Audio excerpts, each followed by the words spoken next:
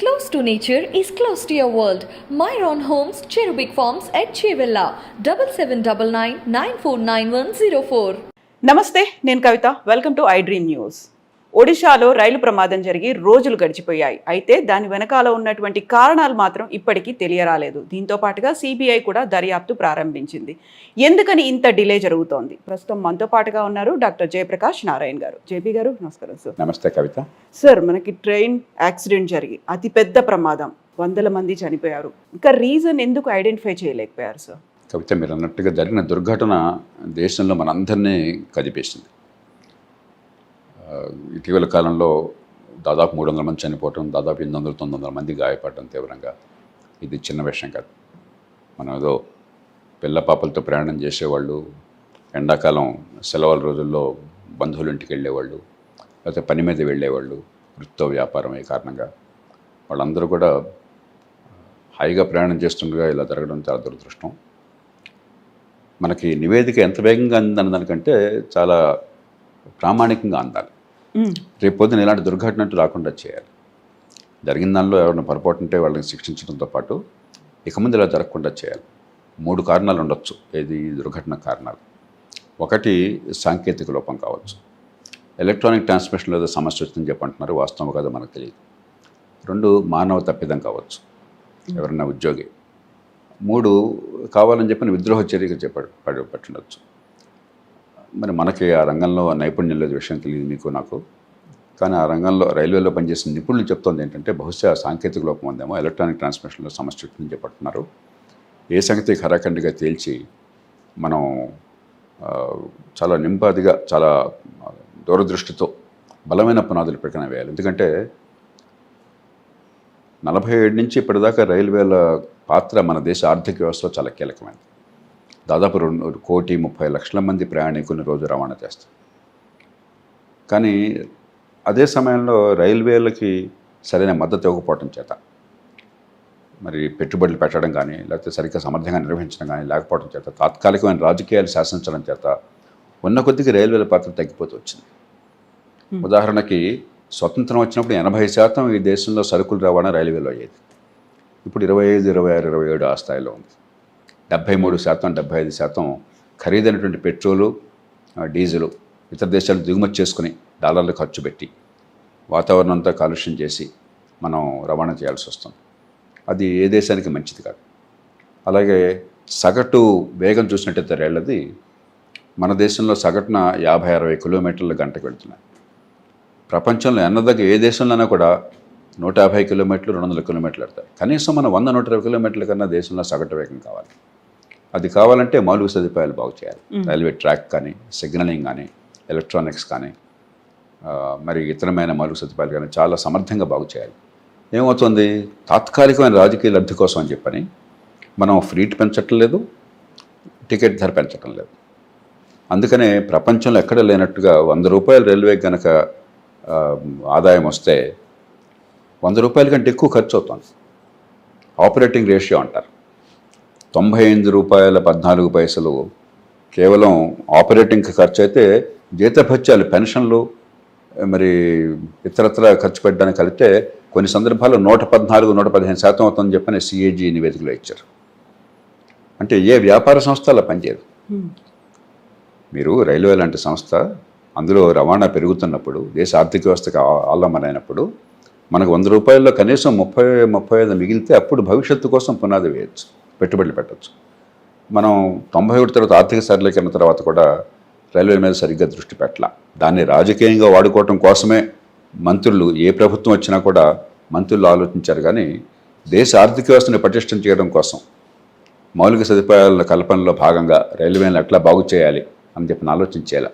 మన దేశంలో చాలా రంగాలు ఎట్లా నష్టపోతున్నాయి. ఈవేళ రాజకీయం, ఈ పూట ఓటు, ఈ పూట కొందరికి లంచం తప్ప రేపటి భవిష్యత్తు, రేపటి ఆర్థిక వ్యవస్థ ఆలోచన లేకుండా పోయింది.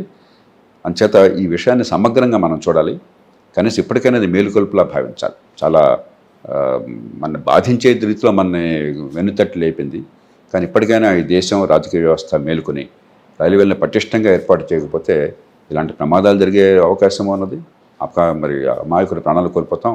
దాంతోపాటు ఆర్థిక వ్యవస్థ కూడా దెబ్బతినిపోతుంది. సో ఇప్పుడు సిబిఐ దర్యాప్తు చేయడం వెనకాల చాలా రీజన్స్ కూడా వినిపిస్తున్నాయి సార్. కుట్రకోణం ఉంది అనే వాళ్ళు ఉన్నారు, లేకపోతే మతపరమైనటువంటి అంశాలని కూడా ఇందులోకి తీసుకొచ్చే వాళ్ళు ఉన్నారు.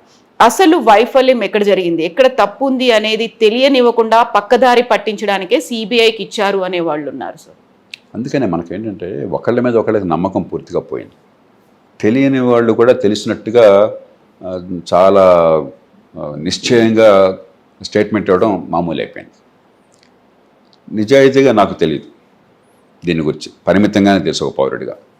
అందుకని తెలియని విషయాల్లో ఎక్కువగా జోక్యం చేసుకుని నిపుణులకు వదలకుండా, ఆ రంగంలో జీవితంతో పనిచేసిన వాళ్ళకి వదలకుండా మనం మాట్లాడితే చివరికి చాలా ధ్వని పుడుతుంది, వెలుతురు రాదు. మన చర్చ వల్ల ధ్వని కాలుష్యం వస్తుంది కానీ ఆలోచన పెరగడం చేత నిష్పాక్షికమైన నిపుణులు రైల్వేలో పనిచేసిన వాళ్ళు ఉన్నారు. రైల్వేలో చాలా సమర్థమైన యంత్రాంగం అన్నది. ఎన్ని ఇబ్బందులున్నా కూడా సకాలంలో రైలు వెళ్తున్నాయి. పూర్వకాలం రైలు 24 గంటలు 30 గంటలు ఆలస్యమయ్యేది. నిన్నటి రైలు వాళ్ళు వచ్చేది. ఇప్పుడు అలా పరిస్థితి లేదు. ఎన్ని ఇబ్బందులున్నా కూడా, ఆదాయం లేకపోయినా కూడా రైల్వేలు కాస్త ఉన్నంతలో సమర్థంగా పనిచేస్తున్న వనరులు, పరిమితమైన వనరుల లోపల. అంటే చాలా సమర్థులైనటువంటి సాంకేతిక నిపుణులు రైల్వేల్లో పనిచేస్తున్నారు. కాబట్టి వాళ్ళ మీద మనం భరోసా పెట్టి నిష్పాక్షికంగా చూడాలి తప్ప ప్రతిదాన్ని రాజకీయ కోణం నుంచే, పక్షపాత కోణం నుంచి చూస్తే ఇటుపక్క వాళ్ళైనా సరే, ప్రభుత్వంలో ఉన్నవాడు కావచ్చు, ప్రతిపక్షాలు ఉన్నవాడు కావచ్చు, దానివల్ల ప్రజా ప్రయోజనం లాభం ఉండదు, ఊరికే ధ్వని కాలుష్యం వస్తుంది అంతే. So 2 years back indigenous technology కవచ్ని తీసుకొచ్చామని చెప్పినప్పటికీ కూడా ఆ రూట్లో రాలేదు. ఇప్పటికీ ఒక 3000 కిలోమీటర్ల కోసం మాత్రమే టెండర్లు పిలిచిన, 2000 కిలోమీటర్లు అనుకున్నాను, 1500 కిలోమీటర్లు అక్కడిది మాత్రమే పూర్తి అయింది. అంటే ఎలా చూడాలి సార్, ఎందుకని ఇంత డిలే అవుతుంది? అయితే 2 విషయాలు చూడాలి. నేను ఇందాక చెప్పాను, 100 రూపాయలు మీకు వసూళ్ళు వస్తుంటే, టికెట్లు కానీ మిగతా రకాలుగా ఆదాయం వస్తుంటే, 98 రూపాయల 14 పైసలు రోజువారీ ఖర్చులకే పోతే, జీతభత్యాలు పూర్తిగా చెల్లించడానికి కూడా డబ్బులు లేకపోతే, దానికి 114 రూపాయలు అవసరమైతే డబ్బులు ఎక్కడున్నాయి? ఇంత విశాలమైన దేశం, 140 కోట్ల మంది దేశం, మరి దేశంలో ఆర్థిక వ్యవస్థకు ఊతంగా ఉండాల్సినటువంటి అతి కీలకమైన మౌలిక సదుపాయం, దాన్ని నిర్మాణం చేయాలంటే లక్షల కోట్ల రూపాయలు అవుతుంది. ఆ లక్షల కోట్లు మిగులు ఉండాలి. మరి ఒక వ్యాపార సంస్థ వ్యాపారంలోంచి మిగులు సాధించి పెట్టుబడి పెట్టకుండా మళ్ళీ మన పన్నుల డబ్బుల నుంచి ప్రతి సంవత్సరం అడిగితే, మరి పన్నుల డబ్బుల నుంచి మిగతా పన్నుల సంగతి ఏంటి? విద్య ఏమిటి? ఆరోగ్యం ఏమిటి? లేదా చట్టబద్ధ పాలన ఏమిటి? ఈ దేశంలో ఇతర మౌలిక సదుపాయాలు ఏమిటి? మనం ఏంటంటే రాజకీయాన్ని ఈ పూట ఈ గంట కోసం చేశాం. కొందరు మంత్రులు వాళ్ళ నియోజకవర్గాల్లో, వాళ్ళ రాష్ట్రాల్లో ఉన్న వాళ్ళకి ఉపాధి కల్పించడం కోసం రైల్వేని ఒక కామధేనుగా ఉపయోగించుకున్నారు. దేశంలో రవాణా చేయడం కోసం బలమైన సంస్థగా కాదు, మా వాడికి పనిచేసి చెప్పిన ఉద్యోగాలు ఇచ్చి జీతాలు ఇవ్వడం కోసం చెప్పాను. అలా మనం తయారు చేసాం. మన మనసుల్లో ఇలాంటి సంస్థలన్నీ కూడా ఇది మన ఉద్యోగాల కోసం ఉన్నాయి, మనం దోచుకోవడం కోసం ఉన్నాయి, మన వాడికి కావాలని కాంట్రాక్ట్ ఇవ్వడం కోసం ఉన్నాయి, మన లంచాలు మింగడం కోసం ఉన్నాయి. అలా చేస్తే ఏమవుతుంది? కాబట్టి ఆ డబ్బులు మొట్టమొదటిది, దాని సమర్థ నిర్వహణ అంటే డబ్బుల విషయం. రెండోది, మనకి బిడ్డ పుట్టాలని చెప్పిన ఎంత బలమైన కాంక్ష ఉన్నా కూడా 40 వారాలు పడుతుంది ఆ బిడ్డ బయటికి రావడానికి. బిడ్డ గర్భంలో పెరగాలి ఆరోగ్యంగా. కాబట్టి ఇన్ఫ్రాస్ట్రక్చర్, అందులో పెద్ద ఇన్ఫ్రాస్ట్రక్చరు ఇలా చిటికేస్తే వచ్చేది కాదు. ఇవాళ ప్రణాళిక వేస్తే, దానికి వనరులు సమకూరిస్తే, సాంకేతికంగా అన్ని రకాల పద్ధతులు పాటిస్తే 5, 10, 15 ఏళ్ళు పడుతుంది. గత కొద్ది సంవత్సరాలుగా కొంత గణనీయమైన మెరుగు కనిపిస్తుంది. ఉదాహరణకి 2021-22తో పోలిస్తే 22-23 సంవత్సరంలో 25% అదనంగా వనరులు సేకరించగలిగారు. కాస్త రైల్వే సామర్థ్యాన్ని పెంచగలిగారు. అది చిన్న విషయం కాదు. కానీ ఇలాంటిది ఒక 10-15 ఏళ్ళు జరిగితే కానీ రైల్వేలో గాటిన పడవు. మనం ప్రతిదాన్ని కూడా అసలు 3 నెలల్లో దేశం అంతా మారిపోవాలంటున్నాం, 30 ఏళ్ళలో కూడా మారకుండా ఆపుతున్నాం. 3 నెలల్లో ఏది మారదు, మనం అర్థం చేసుకోవాలి ముందు. అది 30 ఏళ్ళలో మారాలి, 10 ఏళ్ళలో మారాలని చెప్పంటే చాలా పటిష్టమైన పథకాలు వేయాలి. ఆ ప్రయత్నం కొంత జరుగుతోంది. ఆలస్యంగానే ప్రభుత్వాలు గుర్తించినాయి, ఆ ప్రయత్నం చేస్తున్నాయి. ఆ ప్రయత్నాన్ని మరింత గణనీయంగా చేయాలి, వనరులు కేటాయించాలి, సమర్థంగా అమలు చేయాలి. జాతీయ రహదారులు కావచ్చు, రైల్వేలు కావచ్చు, ఈ మౌలిక సదుపాయాలు సరిగ్గా లేకపోతే ఆర్థిక వ్యవస్థ అంతా కుదేలేకపోతుంది. కాబట్టి మనం సినిమాల్లో లాగా సీన్ మారగానే రైల్వే అంత అద్భుతంగా అయిపోతుందా? సీన్ మారగానే నేషనల్ హైవేస్ అని అద్భుతంగా అయిపోతాయా? సీన్ మారగానే బెదరికం అంతా పోతుందా? అది సినిమాల్లో జరుగుతుంది. నిజ జీవితంలో దానికోసం పటిష్టమైన ప్రణాళికలు, పునాదులు వేయాలి. సార్, రైల్వే యాక్సిడెంట్ కంటే ముందు ఒక్క రోజు ముందుగానే బ్రెయిన్ స్టార్మింగ్ సెషన్ జరిగింది రైల్వేని ఎలా డెవలప్ చేయాలి అనే దాని మీద. 2047 నాటికి 50% రైల్వేస్ 160 కిలోమీటర్స్ స్పీడ్తో వెళ్ళేలా చూడాలి. అట్ ద సేమ్ టైం 0 ప్రమాదాలు ఉండాలి అనేది. సో ఒక పక్క మనం స్పీడ్ బుల్లెట్ ట్రైన్స్ గురించి మాట్లాడుకుంటున్నాం, సూపర్ ఫాస్ట్ ఎక్స్ప్రెస్ల గురించి మాట్లాడుకుంటున్నాం. బట్ అదర్ సైడ్ యాక్సిడెంట్లు జరుగుతున్నాయి, 100 మంది గాయపడుతున్నారు. అందుకని వేగము కావాలి, మరి దేశ ఆర్థిక వ్యవస్థలో రవాణాలో వాటా కావాలి, భద్రత కావాలి. ఏ ఒక్కటి మనం తక్కువ చేయడానికి వెళ్ళలేదు. ప్రపంచంలో నేను ఇందాక అన్నాను కదా, 100, 150, 160 కిలోమీటర్లు వాళ్ళు ప్రయాణం చేస్తున్నారు. అడపదడ పక్కన ప్రమాదాలు జరుగుతాయి. కానీ భద్రత పోయి వేగం పెరిగితే భద్రత పోయినట్టు కాదు, అలాగే వేగం తక్కువ ఉంటే భద్రత ఉన్నట్టు కూడా కాదు. కాబట్టి వేగము భద్రత రెండు కలవాలి. ఆ ప్రయత్నం జరుగుతుంది, దాన్ని మనం ఆహ్వానించాలి. ఇందాక చెప్పినట్టుగా నిన్న ఒక సమావేశంలో ఇలా చేయాలని లక్ష్యం నిర్ణయించారు కాబట్టి 24 గంటల్లో మార్పు రాదు కదా. అంటే ఇది ఇంకోసారి మనం గుర్తు చేస్తుంది. భద్రతలో కొన్ని సందర్భాలు లోపాలు ఏమన్నాయని చెప్పిన. ఇప్పుడు 40 ఏళ్ల క్రితం నాకు రైల్వేలో చీఫ్ ఇంజనీర్గా పనిచేసిన ఆయన నాకు బాగా గుర్తు ఆయన చెప్పింది, రైల్వేలు ఎంత నిర్లక్ష్యానికి గురైనాయని చెప్పంటే స్వతంత్రం వచ్చిన తర్వాత మన ఇంటికి దూలం ఉంటుంది. పాత ఇళ్ళకి పెంకుటిళ్ళు కానీ లేకపోతే పూరిపాకలు కానీ ఆ దూలం మీద ఆ బరువు ఉంటుంది, దూలానికి ఒక స్తంభం ఉంటుంది. కొన్ని సందర్భాల్లో ఆ దూలాన్ని తినేసి చెదలు కానీ ఇంకోటి కానీ లేకపోతే దూలానికి ఉన్నటువంటి ఆ కనెక్షన్ని తినేసి ఆ దూలం ఊరికి పైకప్పు మట్టుకు వేలాడుతూ ఉంటుంది. ఎప్పుడు కూలిపోతుంది మొత్తం. ఆ కూలిపోయేదాకా అది బాగున్నట్టు కనిపిస్తుంది. మా రైలు పట్టాలు అట్లా ఉన్నాయండి అని అడిగాను.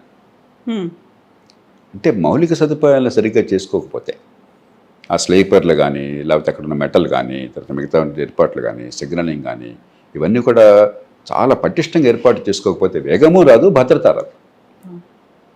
అంచేత ఇప్పుడు మనం ప్రతి క్షణం గందరగోళం పడడం కాకుండా చాలా ఆలోచించి ఆచితూచి వ్యవహరించాలి. జాతీయ రహదారులు ఉన్నాయి. ఒకప్పుడు జాతీయ రహదారులు అంత అధ్వానంగా ఉండే ఈ దేశంలో. నేషనల్ హైవే నేను ప్రయాణం చేసిన రోజుల్లో ఊరికే పేరుకి నేషనల్ హైవే, కానీ ఇప్పుడు కొంతమేరకైనా బాగుపడ్డాయి కదా. కాకపోతే అక్కడ కూడా ప్రమాదాలు జరుగుతున్నాయి. ఎందుకంటే డ్రైవర్లు కొన్ని సందర్భాల్లో మనం ఇటు వెళ్తుంటే లెఫ్ట్ లైన్లో మనం వెళ్తుంటే వాడు ఎదురుగా వస్తున్నాడు. ఎందుకంటే యూటర్న్ తినడానికి బతికించి ఒక 5 కిలోమీటర్లు నష్టం అవుతుందని 5 నిమిషాలు పోతుందని చెప్పిన కారణంగా ఎదురు తిరిగి వస్తున్నాడు, భయం వేస్తుంటుంది. కానీ రోడ్లు బాగుపడ్డాయి కదా, చాలా వేగంగా చేస్తున్నాం కదా. ఇప్పుడు రోజుకు 18 కిలోమీటర్లు చేస్తున్నారు. అది చిన్న విషయం కాదు కదా. చైనాతో పోలిస్తే తక్కువే. చైనా ఇంకా బాగా చేసింది, ఇంకా బాగా చేస్తున్నది. కాబట్టి మనం నిరంతరం మరింత మెరుగుపడడం కోసం ప్రయత్నం చేయాలి. అలాగే రైల్వేలు కూడా గతంతో పోలిస్తే కొంత బాగుపడ్డాయి, కానీ ఇంకా ప్రపంచ ప్రమాణంతో చూస్తే చాలా తక్కువగా ఉంది. రైల్వేలో ఉన్నటువంటి పారిశుధ్యం కావచ్చు, లేకపోతే భద్రత కావచ్చు, వేగం కావచ్చు, సాంకేతిక వేగం కావచ్చు, పెట్టుబడులు, సాంకేతిక విజ్ఞానము చాలా ఓపికగా దీర్ఘకాలం మనము పట్టుదలతో పనిచేయటం, ఊరికే రోజుకో పని కాకుండా.